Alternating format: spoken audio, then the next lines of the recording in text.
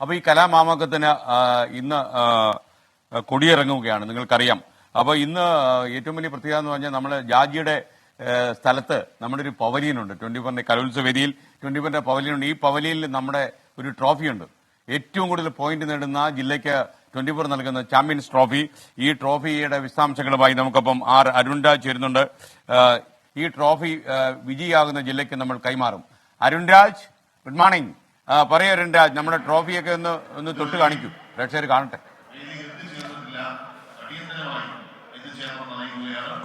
Good morning S K.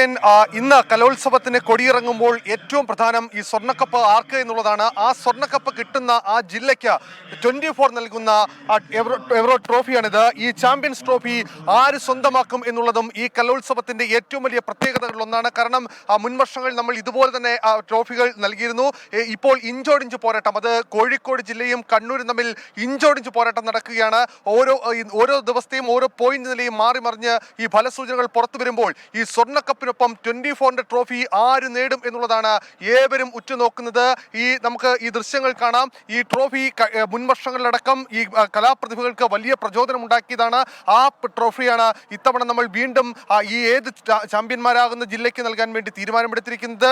ഈ trophy ഏത് ജില്ല സ്വന്തമാക്കുന്നു എന്നുള്ളതാണ് ഇനി നമുക്ക് കാത്തിരുന്ന് കാണേണ്ടത്.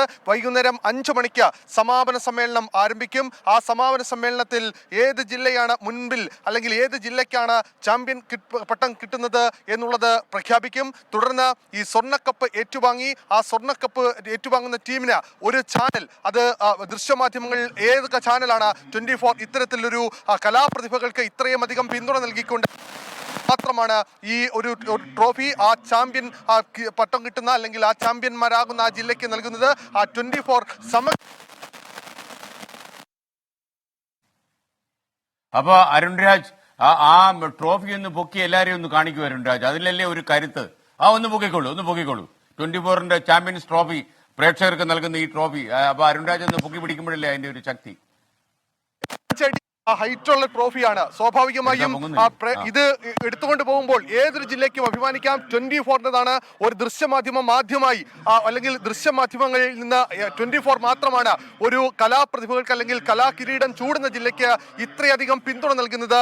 ഞാൻ ഈ ട്രോഫിയുമായി നിൽക്കുമ്പോൾ എന്നോളം തന്നെ ഹൈറ്റ് ഉണ്ട് ഈ ട്രോഫിക്ക് എന്നുള്ളതാണ് മറ്റൊരു പ്രത്യേകത. അങ്ങനെ ആദ്യം മുതൽ തന്നെ ഈ കലാപ്രതിഭകൾക്ക് നമ്മൾ നൽകുന്ന ഈ പിന്തുണയ്ക്കൊപ്പം തന്നെ അരുൺ രാജ്. അപ്പൊ ഈ ഒരു സൂപ്പർ വിഷ്വൽ അല്ലേ ഇത്.